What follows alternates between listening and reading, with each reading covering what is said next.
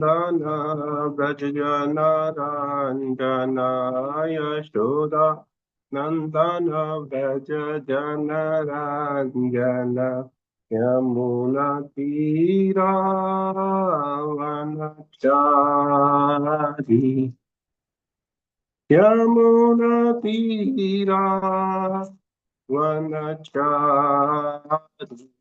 Jaya Radha Madhava Kunja Bihari Jaya Radha Madhava Kunja Bihari Jaya Gopi Janavallabha Giridharadhari Jaya Gopi Janavallabha Giridharadhari Yashodanandana Vraja Janaranjana Yashoda Nandana Vraja Janaranjana Yamuna Tira Vanachari Yamuna Tira Vanachari Jaya Radha Madhava Kunja Bihari Hare Krishna Krishna Krishna Hare Hare Hare Rama Rama Rama Hare Hare Hare Krishna Krishna Krishna Hare Hare Hare Rama Rama Rama Hare Hare Hare Krishna Krishna Krishna Hare Hare Hare Rama Rama Rama Hare Hare Jaya Radha Madhava Radha Madhava Radhe Jaya Radha Rash Bihari Radha Rash Bihari Radhe Jaya Gaurangi Bangaloreshwar Gaurangi Jaya Jagannatha Jaya Balladeva Jai Shubhadra Jaya Sudarshana Jaya Lakshmi Narasimha Jaya Ananta Dev Prahlad Narasimha Jaya Ananta Dev Jaya Nitai Chaitanya Jaya Nitai Chaitanya Nitai Chaitanya Jaya Nitai Chaitanya Jaya Jaya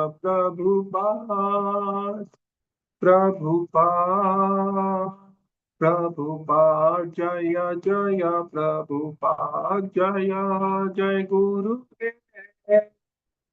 Gurudev Gurudev Jaya Jaya Gurudev Nitai Gaur Hari Bol Hari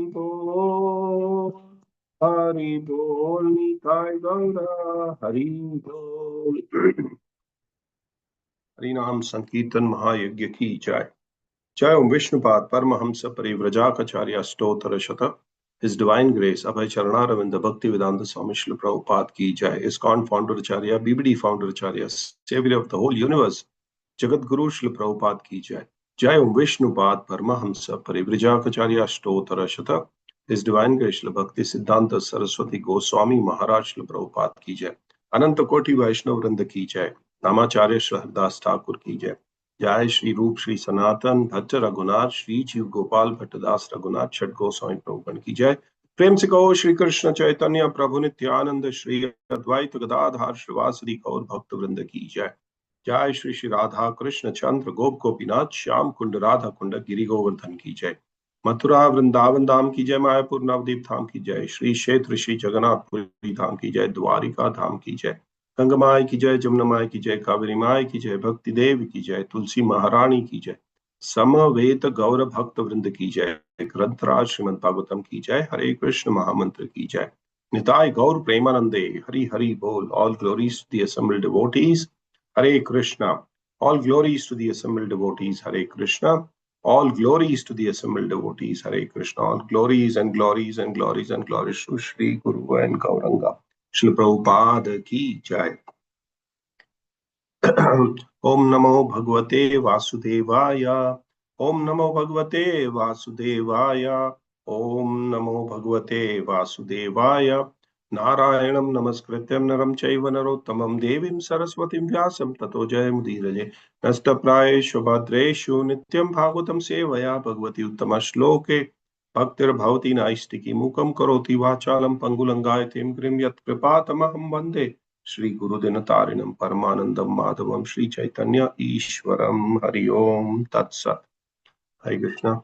I offer my respectful obeisances to all the Vaishnavas present here. Thank you for joining this morning's Srimad Bhagavatam discussion, and we'll be discussing from Canto 4, Chapter 13, and the verse numbers that we're going to discuss today is 40 to 45.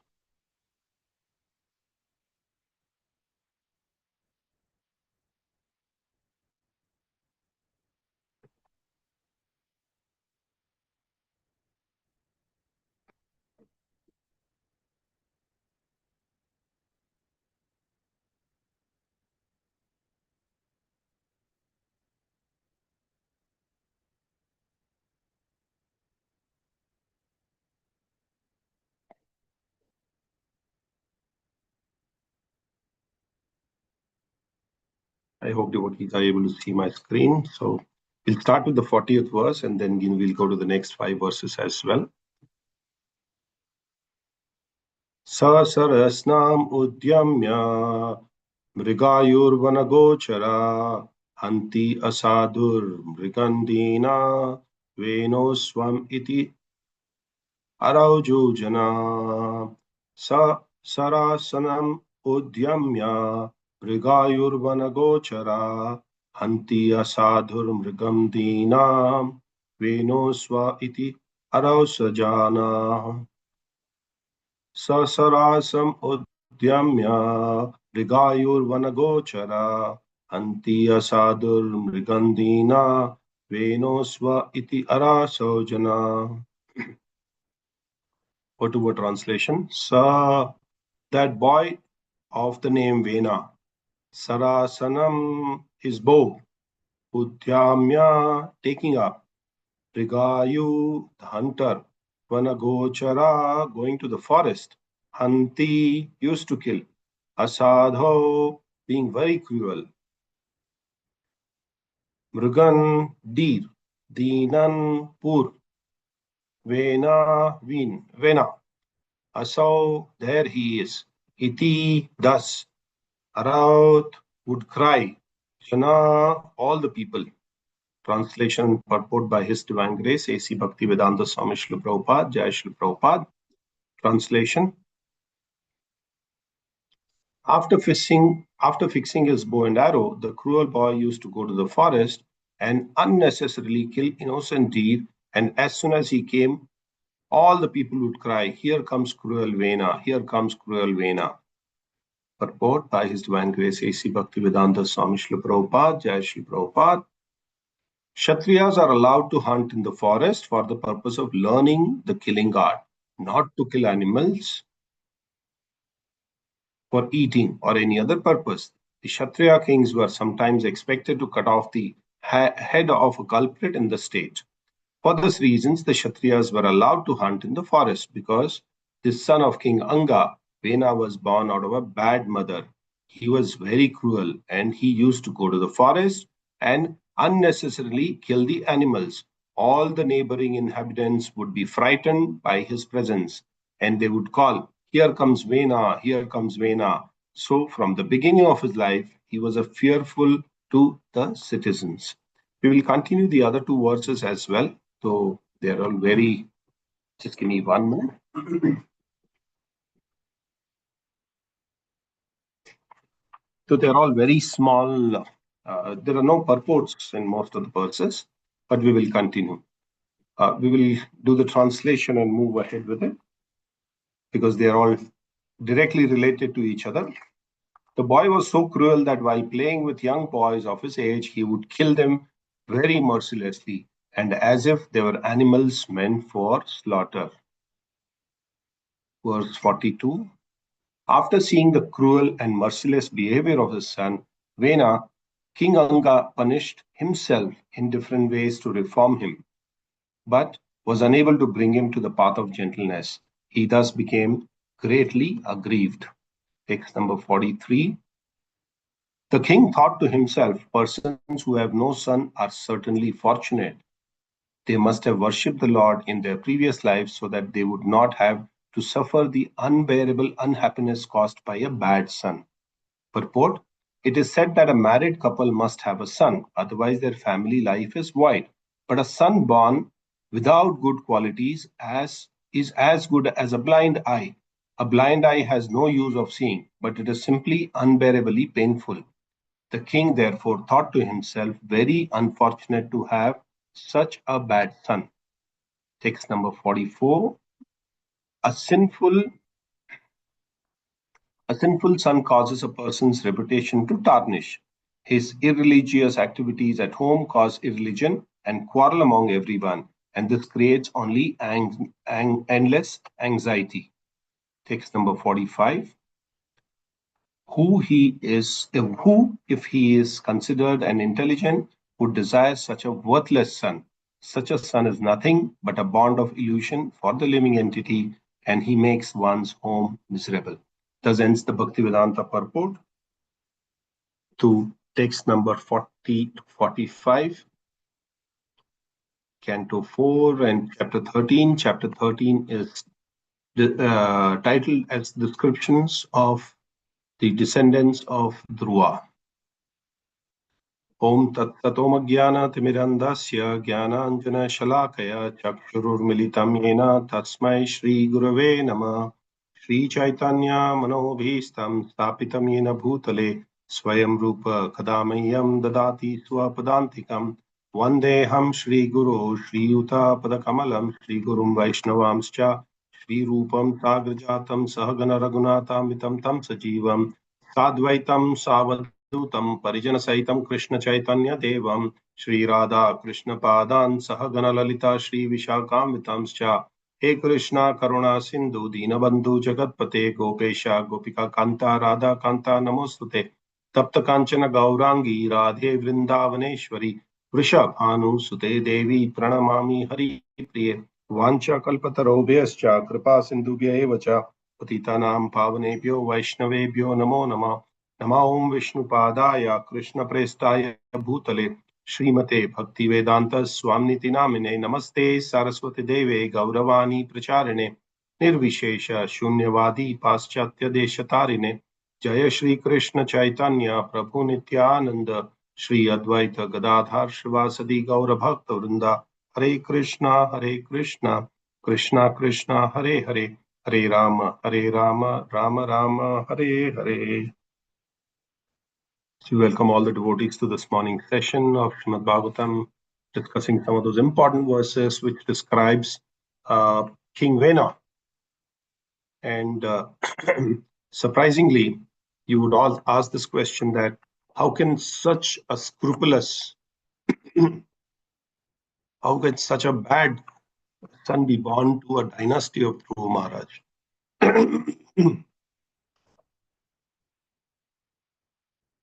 Dhruva Maharaj was a great devotee, so were their descendants. King Anga was a great devotee. But then, why did such a bad person born in the dynasty of Dhruva Maharaj? Well, the whole description of Vena is given in this, Anga is given in this. Vena was a very cruel person. He would kill deer, he would kill his playmates, and the most surprising thing is that he would kill his playmates like animals kept for slaughtering without any mercy. So Srila Prabhupada is talking here about the skills of killing. Kshatriyas have to keep themselves updated with the latest skill to protect the dependents, to protect their praja, to protect the people who are there in their kingdom. It's like the software engineers, they have to keep themselves updated with the newer technologies that comes to ensure that they are updated, and they get their jobs, or they get their promotions and rest of the things. So likewise, in the earlier years also, the kings used to go to the forest, take their bow and arrow, and sharpen their skills of killing. And this skills of killing was not basically required for killing anybody into the kingdom, like the animals that we would see, the mook animals or the animals who cannot speak. But this was more to keep updated about their skills, so that in case if there is anybody in the kingdom who does something wrong, they could chop their head off, cut their hands off. That's the whole intent behind it. It is not for killing an animal for the sake of killing the animal, or killing the animal for the sake of eating or for their sense gratification. But in this case where we see Vena was doing this just for the satisfaction of his senses. He was doing it just to enjoy it. He would kill a friend of his and then he would enjoy. He would just chop off the head and he would enjoy. Just because he was the son of a king, nobody bothered him or nobody could tell him anything. And then he took advantage of this. At the same time, if we see who are the descendants of King Duwa, Dhruv Maharaj had descendants like Utkala. Utkala was like a very nice person, a transcendental personality, very, very advanced in Krishna consciousness. He would see the Supreme Lord as Supreme Soul in everybody. And this is the quality of a Uttama Adhikari, a great devotee of the Lord. That is a quality that Utkala had. There was no discrimination that he would have between, one person to another person. And by doing so, the sages, they thought that he may not be able to rule the kingdom. He's not fit to be ruling the kingdom. So they decided that they should look at somebody else. He was kind of seen like dumb and deaf and not bothered about the materialistic activities, or not bothered about the activities of the world, or activities of ruling or becoming a Kshatriya and all of that. He was just like Jada Bharata, who had realized everything, saying that there's no point in doing any of such things which keeps me bound in the material world. So the example of Jada Bharat can be directly related to Utkala, and he was not bothered at all. So the second son was made as the king, that is Anga, and he comes in the lineage, and it's from the same lineage as Prithu Maharaj. So Vidura, he is asking, saying that King Anga is a great personality. Yeah, King Anga was a very virtuous king, and he was dealing with his subjects very well, with his praja very well, and he was doing everything. He was saintly, he had Brahmanical qualities, and he had all kinds of good qualities of a devotee. So Vidura is asking Maitreya Muni here, saying that how can such a nice person have a bad or a characterless person, or a person of the kind of Vena to become his son? And many times we ask us this questions, why bad things happen to good people? How come he's such a nice person, but why his son is such a bad person? Vena basically was cursed by the Brahmanas.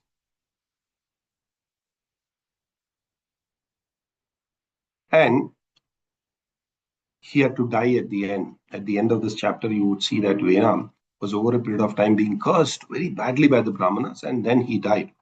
Then one may have a question saying that how can Brahmanas curse or kill kill King Vena? The whole idea here was the Brahmanas are supposed to be very merciful, they are supposed to be very contented, they are supposed to be very, level headed, and they would never think or do anything bad for anybody else. But the qualities of Vena was so bad that he was killed by the Shapa of Brahmanas. They kept on cursing him, saying that this king should die, and finally he died. No one can punish the king. Yeah, that's a fact of the matter. Here in the material world, we see nobody can, touch, or nobody can really punish the uh, children of the so-called politicians who are on top or who are in the ruling. Despite they're doing anything wrong, they go scot-free. Similarly, when we see in the previous yugas, the king was on top of the pyramid. He was the top man in the country, and he had the right to kill his subjects and not otherwise. Subjects cannot kill him. Normally, a king cannot be killed, but the king has to be killed. He must have done something very, very grievous, and that's what we see in the story of Vena, that he had done so many bad things, so many grievous things, that the Brahmanas cursed him to death. And Maitreya is being questioned by Vidura on all the qualities. So Vidura is asking questions and showing his quality of a devotee. Again, Vidura is a great devotee of the Lord, Supreme Personality of Godhead, and he's showing how one needs to surrender. So Bhagavad Gita also asks this question, Bhagavad Gita also tells us that we have to ask questions very submissively. And the process of knowledge is given by Krishna. We all remember the shloka number 34 of the fourth chapter of Srimad Bhagavad Gita, Tadviti Pranipatena Pariprashnena Sevaya Upadyakshayanti Te Gnanam Gnaninas Tattva Darshana. So the translation for this purport goes, for this shloka goes like this. Just try to learn the truth by approaching a spiritual master. Inquire from him submissively and render service to him. The self-realized soul can impart knowledge unto you because they have seen the truth. So here, Vidura, again a great devotee of the Lord, and Maitreya, again another great devotee of the Lord. The comparison is given, despite Vidura being so qualified, such a devoted person to the Supreme Personality of Godhead, he still surrenders unto Maitreya. And he's submissively asking the questions, and he's serving him. When we say serving, when we hear a person properly, that is also called service. Yeah. When we submissively ask questions and then hear the proper knowledge or hear the proper answers from a qualified or a bona fide person, then that's service unto him. Because that self-realized soul, he can impart knowledge unto you because they've seen the truth. That's what Krishna says in 4.34. So as we go forward, there are three submissions here, in this shloka that we see.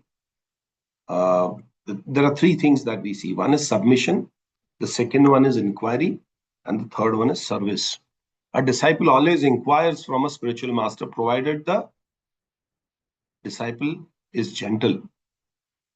And these days you see disciples who don't even care if the teacher gets a little annoyed in the school.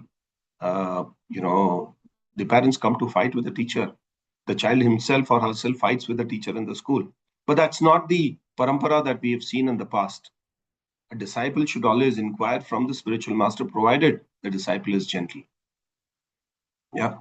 And in the class, if you see, the teacher is always fair to everybody. Yeah. Teacher is always, equipoised. For him or her, every child is same. But if you see a child who comes after the class and inquires submissively, the teacher is more inclined towards that child, or to teach that child, or to give more explanation to that child, or give that extra knowledge to the child. So this is where is the importance of submissively asking the questions, submissively inquiring. So Vidura is asking questions here in this quality. He is submissively asking, he is inquiring, and he is rendering service to the person. In Bhagavad Gita, Arjuna also gives the reason why he doesn't want to fight. In the first chapter of Bhagavad Gita, he says, please take my chariot to the middle of the battlefield. Let me see who all have assembled and who are on whose side. So very nicely, Arjuna is kind of requesting Krishna to go into the middle of the battlefield. And there, once he goes there, he gets completely perplexed. Until such time, Krishna never said, "You don't know anything." There are no serious talks. He's going on talking to Krishna. He's giving different kinds of logics behind not wanting to fight. Why should I come kill my relatives? What is the use of having a small kingdom that, I'm going to rule without all my relatives going away? Why should I take this papa of killing somebody? Yeah. All these questions were asked. They were not serious at that time. Krishna never said, you don't know anything. You're not a serious person. There was no serious talk that was happening till such time. The serious discussion started happening only after Arjuna surrendered. He said, "I surrender unto you," and asked what is good for me as I am your disciple. So this is very, very important. Once a person surrenders to a guru and he says that I will listen to whatever you tell me, then is the only time that the guru starts imparting the spiritual knowledge to him. Likewise, here Krishna started imparting the knowledge to Arjuna only once he told him that I surrender unto you and now I'm your disciple. Whatever you tell me, I will do. So Krishna becomes guru, he becomes a teacher, and that's how knowledge transformation happens or knowledge transfer happens. In the similar way, Vidura is also doing the same thing. And Maitreya is answering the questions. Many times we see in the Srimad Bhagavatam class, somebody is, asking question only for the sake of asking.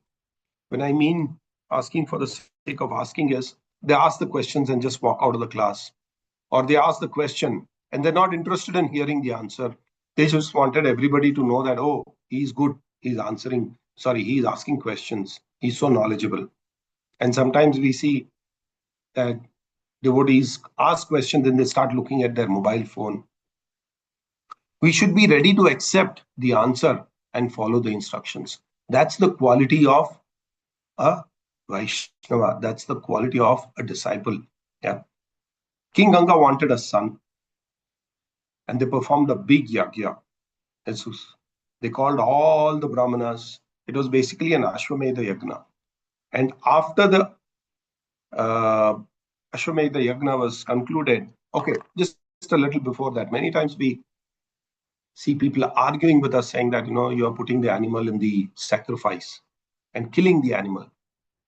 Well, that's the power of the yagya. To test the power of the yagya, when you actually offer the animal into the fire, the animal gets a new body. Yeah, this is to test the power of the mantras that are being chanted, the power of the person who is doing the yagya. The animal is not killed for the sake of killing and eating. There, the animal is offered into the fire yagya, and the animal gets a new life. So after the yagya, King Vena wanted a son. Yeah. And when he asked for the son, there's a very nice kind of a, well-dressed person comes out of, a Vishnuduta comes out of it with a golden garland, and he carries a pot full of rice cooked in milk, and he offers it to King Vena. And King Vena, he was supposed to honor it all by himself. But out of his mercy, out of his causeless mercy, out of his so-called love for his wife or care for his wife, he offers a portion of it to his wife, Suniti. Sunita. And when she eats this, she gives birth to Vena. And this is not the right way. When the pot full of the prasadam which is offered to King Ganga, he should have consumed it all by himself. And after that, having, then he could have had procreation. Yeah. After, mating with his wife. That is how it is given in the Shastra, saying that, after eating the prasadam, had we gone for procreation, he would have had a good son. But he gave part of the prasadam to his wife, which is not the right thing to do. That's why King Vena was born. And if you see, it is said that generally the son gets the quality from the mother and the daughter gets the qualities from the father. This is very commonly seen. People also resemble in their looks, like father is like daughter, son is like the mother. So, and so is Vena's grandfather. He was death personified. So he gave his qualities to Vena's mother, and Vena's mother gave quality to Vena. And that is why he became a miscreant. Yeah. In Kali Yuga, we don't find anything pure. So we don't perform any of the sacrifices, no fire sacrifices. It is said the best performance in the Kali Yuga is the performance of the Harinam Sankirtan Yagya. Yeah. Brahmanas, we don't find Brahmanas. Srila Bhakti Siddhanta Saraswati Thakur, Srila Bhakti Vinod Thakur, they would always say that Brahmana should be born in a Brahmana family. And they are born with guna and karma and not by birth. That is why they started initiating those qualified people into the parampara. Yeah. Many times when we go to Jagannath Puri or Mayapur on a yatra, they say this foreign body people, they become brahmanas. So we should actually take pride. Srila Prabhupada gave them Brahmanical initiation because they qualified in their guna and karma as brahmanas, not just because people are born in the Brahmana family, they take up and they become brahmanas. No. These days you see those boys who are born or girls who are born in Brahmana family also do all kinds of activities, abominable activities. They also eat what is not fit to be eaten by human beings also. They also do all kinds of activities which are not fit to be done by human beings. Forget about being done by the Brahmanas. So that is the reason Srila Prabhupada said they should be born out of guna and karma and not by birth. So that is why you see so many, foreign bodied or, devotees from abroad are given Brahmanical initiation. They're qualified as Brahmanas. And many times we see that they can perform all the activities better than any of the so-called Indian-born devotees or Indian-born people or Brahmanas. So Brahmanas are very, very highly qualified. They pronounce the mantras in the proper way. There is no result if the pronunciation doesn't happen properly. Then the second thing that you require is the ingredients. Pure ingredients have to come. So first is the birth. By birth, you don't find any Brahmanas because they are not qualified, because they don't have the guna and the karma. Second one is they qualified and they pronounce the mantras very nicely. If the pronunciation goes a little or here or there, then the meaning of the mantra changes and the effect of the mantra also changes. And the third thing is they have wonderful ingredients, pure ingredients, which are available for offering as oblation to the fire sacrifice. And only with these three qualities, they can actually invite the demigods and then offer the oblation, which can be carried to Lord Vishnu. That is how it is done. Krishna says in Bhagavad Gita, saying that in the yagna, I am to be known. I am the Yagya Purusha. Yeah. So whatever you do, please offer it to me. In Kali Yuga, there's nothing which is available. Brahmanas not available, pure qualified or born Brahmanas. Second is they cannot pronounce the mantras. The third one is you don't get pure ingredients. And we don't have qualification to invite the demigods also.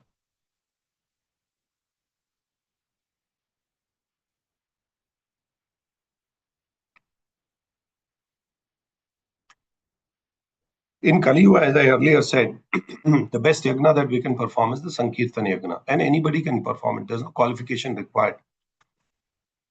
You can come on a Sunday afternoon, attend the program, and go for Nagar Sankirtan and sing and shout and chant. This only Hare Krishna devotees can do. Let the whole world be doing whatever materialistic activities that they want to do. But then our devotees, they go on Sankirtan Mahayagya to the neighborhood and make people chant. When we go out on Sunday afternoons, people peep from their windows, people peep from their balconies, they open their doors and come out. They stand by the roadsides and see what the devotees are doing. And devotees are happily chanting the holy name of the Lord. Hare Krishna, Krishna Krishna, Hare Hare, Hare Rama, Rama Rama, Hare Hare.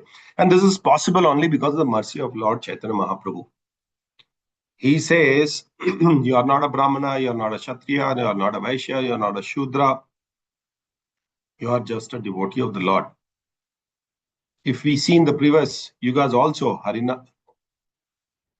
Haridas Thakur was named as Namacharya. What was his birth? He was born in a Muslim family. But still he became the Nama Acharya, the greatest of the Acharyas of Nama. He would chant his rounds so nicely. He would chant his japa so nicely. Likewise, we see Rupa and Sanatan. They were working for a Muslim king, and people had given up them. In Bengal, they had given up on these two boys.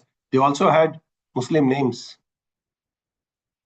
and the community would not accept them. The Brahmanas would not look at it. They were very qualified, but still Chaitanya Mahaprabhu gave them shelter. You think of Ramananda Rai. Ramananda Rai was born in a Shudra family, so birth is of no consequence. So Mahaprabhu showed us this very well, saying that it is by the qualification, by the quality, by guna and karma that one becomes a pure Vaishnava or one becomes a Brahmana. Above the Brahmanas are the Vaishnavas. So these Vaishnavas have this quality of the mercy of the Supreme Personality of Godhead because they chant and hear the holy name of the Lord very regularly. It is said by the dint of mercy of Mahaprabhu, we don't require any qualification.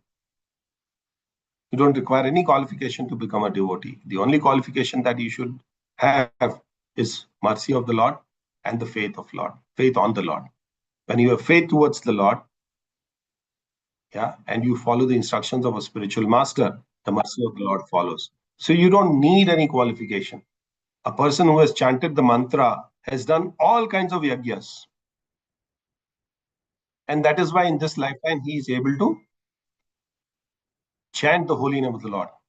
Otherwise, it's impossible for somebody to chant the holy name of the Lord if he has not completed all these yagyas in the previous lifetime.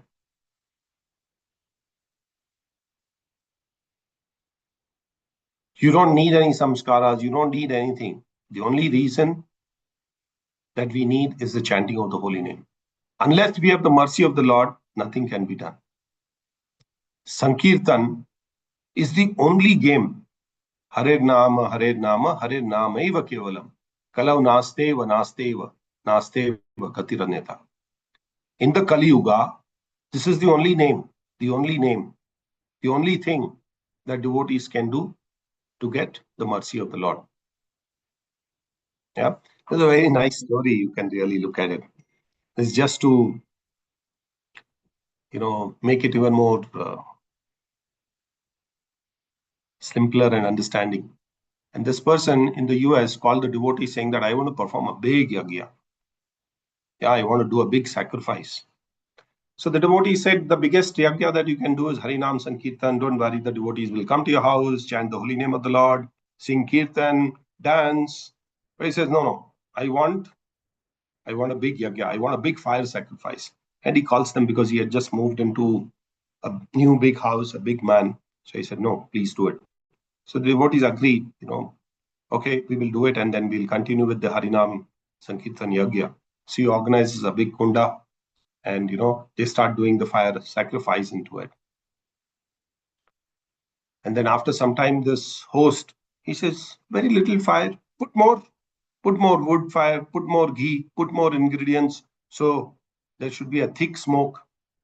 So this devotee says, what is the requirement? We are doing it, no problem. Harinam is the biggest, thing that can happen. He says, no, please put it. I want it to be big. So the devotees, agree to his request saying that, okay, let's put more firewood. And then the thick smoke engulfs out of it. And then, in the US, you have everywhere the fire sprinklers and then you have the fire detectors and all that. So the smoke goes up and the fire detectors go off. And when the fire detectors go off, the sprinklers go on, the water sprinklers, and everywhere there's water. So they were, laughing over it, saying that Bhagavad Gita says if your sacrifice is accepted by the Lord, then it rains. So this is just to make it easier. The biggest yagna is not possible today. Sankirtan Mahayagya is the best thing to do. Yeah. In India, they would construct a house and they would do a big yagya and all that and offer the oblations to the demigods. And then Not in India, everywhere else, wherever you find these so-called Hindus, whenever they do something nice, or whenever they build a house, or they have some function in the family, they offer oblations to demigods and then ask for material benefit. There's no yajna which is complete without the chanting of the holy name. Finally, offerings of that yajna are to be given to Lord Vishnu. And then only the house is complete, or then only the function is complete, then only the sacrifice is complete. But now somehow, they go to the karma kanda way and ask for benefits from the demigods. And in this verse, the Brahmanas were calling in all the demigods and nobody was coming to accept the oblations. You require pure person, you require pure ingredients, and you require pure chanting. Then only the oblations will be accepted. So here, King Ganga is asking, why is all this happening?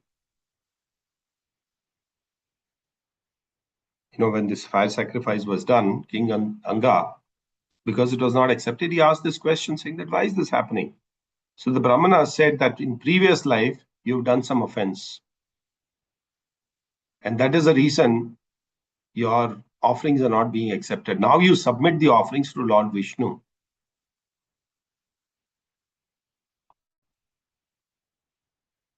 So King Anga was actually directed to go to Lord Vishnu.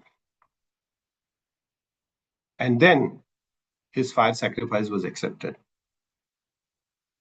Yeah, you can offer it to the demigods and then, request the demigods to take it to the Supreme Personality of Godhead, Vishnu, all that. There's a very simple story. I heard it from a devotee a couple of days back.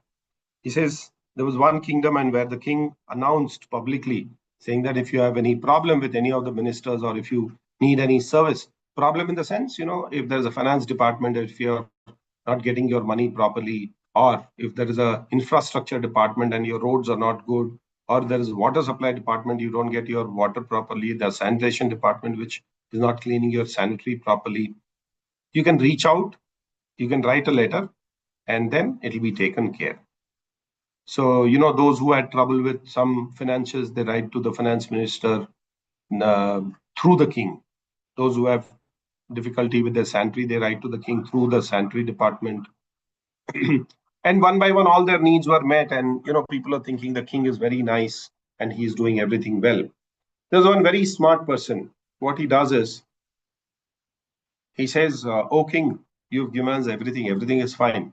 But I only need one thing. I want you to come to my house once." So the king is very inquisitive as to saying that, instead of asking anything, this person is calling me to his house.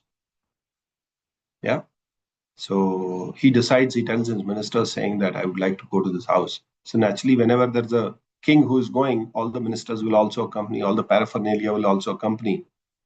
So when this king visits the house, everything around this person's house was set right. The roads were all right. The sanitary lines were all good. The water lines were all good. The money that he was required to, keep his family going was also received by him in his time. So the ministers are like demigods. They can give you one. That also by the sanction of the king, who is Lord Vishnu. But when you call Lord Vishnu to your house, all the demigods will also come. So the understanding is that, we don't have to ask for small benefits. Ask the big one.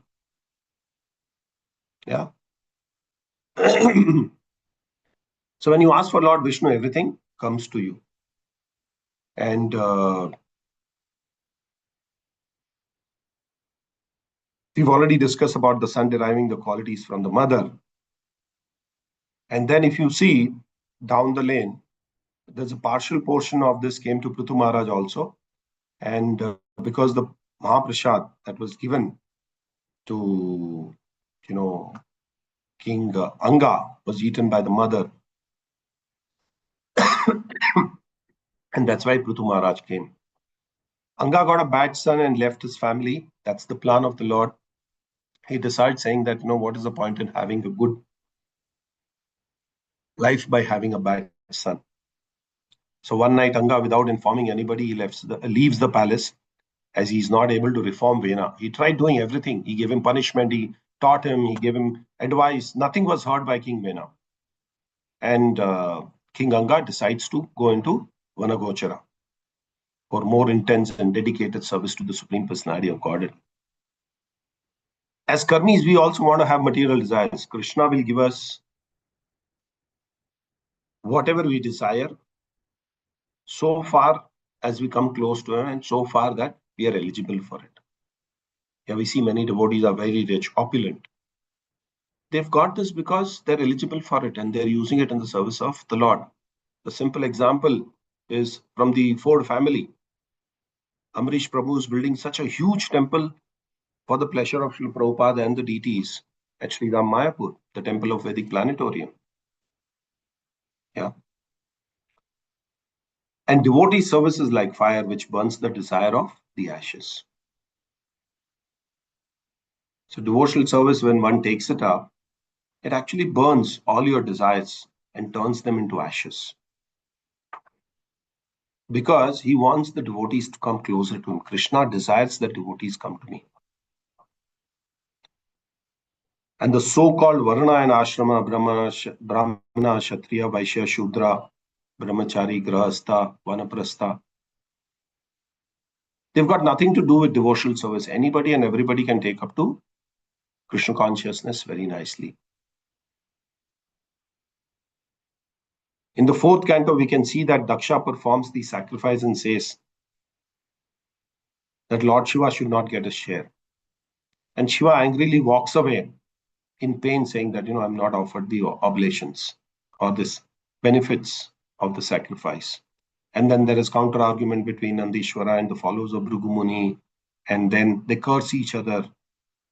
That is the reason the Brahmanas are looking at material satisfaction. So that is where Nandishwara curses the Brahmanas.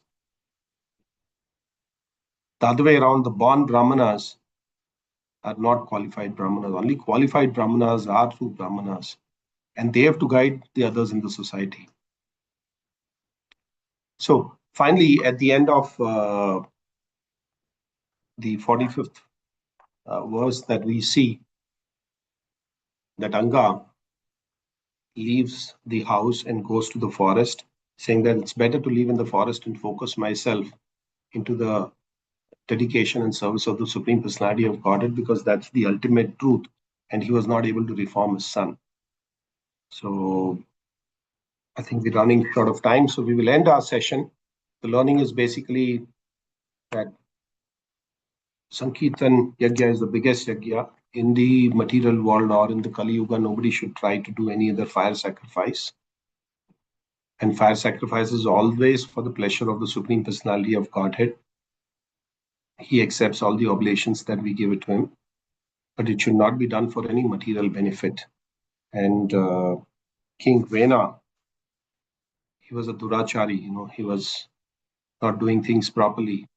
And that is why in the ensuing verses, we'll see that he was cursed by the Brahmanas, and then he was killed by the Brahmanas. Generally, Brahmanas don't kill anybody, but he was killed by the Brahmanas because he was not the righteous king. And the Samanbhuman of this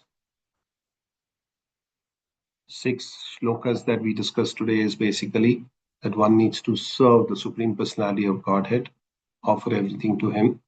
And in Kali Yuga, Sankirtan Yajna is the best Yajna. We should not try to perform any other bigger Yajnas. It's going to be only futile exercises because we don't have qualified Brahmanas. They cannot chant mantras properly. Third is, we don't have proper ingredients to offer it to him. Yeah, we have to just go ahead with chanting of the holy name, the Sankirtan Mahayagya, which is the best suited for this material world. So I would end, I will give, a pause to my, Bhagavatam cannot end. So I will just give a pause to our discussion on Srimad Bhagavatam. If there are any questions related to today's discussion, I'm happy to answer them. Or if there are any comments or any corrections, please go ahead and make your comments. Thank you very much for your patient hearing.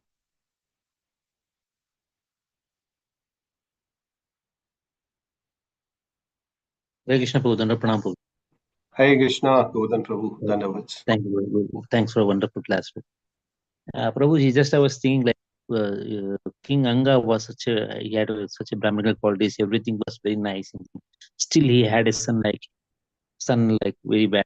So because not Vena's mother was not of good quality, as you said. So to irrespective of father being a good very well versed, his Brahminical qualities are there, everything is there.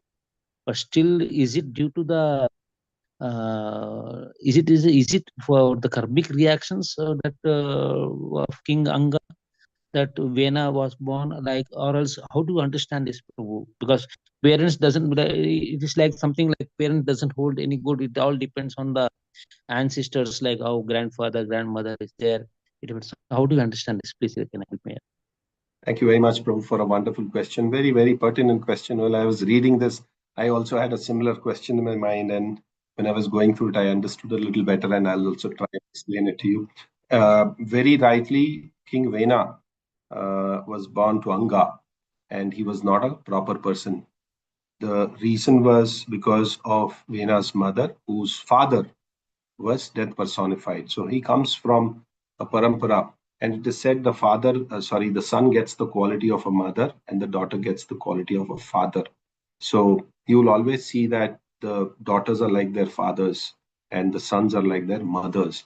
So the quality has come from Sunita, who's the mother of Vena, and her father was death personified. So that's not a very good lineage, if you see. So that's one part of it. And that's the reason King Vena was born like a merciless person. Second one was also in the shloka itself, it is said that, King Anga had done some mistake in his previous lifetime. And that is why the oblations were not very nicely accepted by in the sacrifice.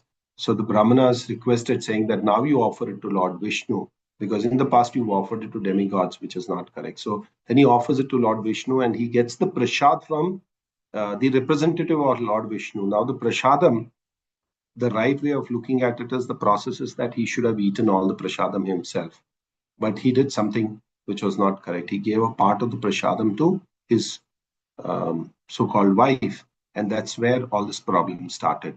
So as you rightly said, yes, the qualities come from the parents. It's a combination of the parents' qualities and then how we take it. There's a very simple example which is said that the however the seed is planted is how the plant comes out. So if the parents give good qualities, despite King Vena being born to King Anga, who was a righteous person, he had all the qualities. But because his mother did not give him good qualities, the mother was coming from a lineage which was not so good. He becomes into wrong company and he does all kinds of activities which are not correct. So one has to, one is the birth qualities, the second one is the association quality, which is very, very important for an individual. If you associate with wrong kind of people, you will get into wrong companies and then you will do wrong things. Likewise, we've all heard this story. There was a tiger, baby cub, which was lost in the forest and started going around with the deer. And because this baby cub was always with the deer, it also started eating the grass, also started, mowing like the deer, making the noise like deer, not killing any other animal, being very vegetarian. So it is the association which is very, very important. We see that people in the Western world got association from Srila Prabhupada and turned from drug addicts to, doing all kinds of activities to becoming Brahmanas. So association is also very important. First is the birth, second is the association. So both play a very important role. Vena did not have even good association. That's the reason he turned into a bad or an unscrupulous king. So that is the reason. I hope that answered your question, Govardhan Prabhu. Yeah, thank you, Prabhuji. Hare Krishna, Prabhu. Thank you very much. Thank you. I thank all the devotees for being here on this session of Srimad Bhagavatam. I also thank the temple management for offering this opportunity to speak on Srimad Bhagavatam and purifying myself. Thank you, all of you. for being there on the session. I'll end the session here. Granthra Srimad Bhagavatam ki jai, Shri Prabhupada ki jai. Vancha kalpatarobhyascha kripa sindhubhya eva cha patitanam pavanebhyo vaishnavebhyo namo namah. Ananta koti Vaishnav vrinda ki jai, Shri Prabhupada ki jai. Nitai Gaur Premanande. Hari